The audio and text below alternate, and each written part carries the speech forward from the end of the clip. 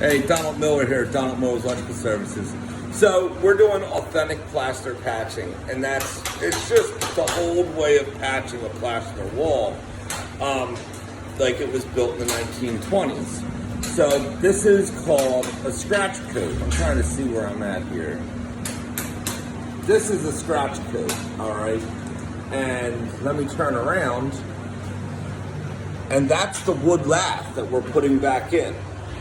So this is all wood lath right here, all the way down, and then we wire mesh it, okay? And then that's the brown coat, all right? Or I'm sorry, that's the scratch coat, all right? The next layer will be a brown coat, and that'll bring it to the surface. Then we do our top coat.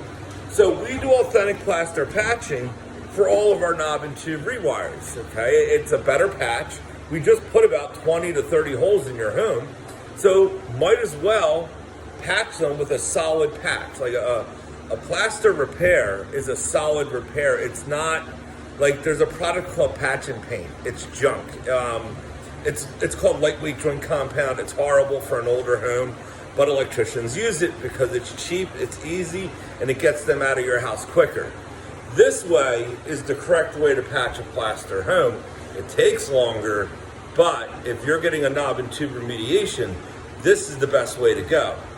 So, and you need to use the proper floor protection when you do a knob and tube remediation, all right? And that's why we have ram board down here. Actually, this might be floor shell, it's not ram board. But I just wanted to show it. We're working late, Friday night, Memorial Day weekend. God bless, take care.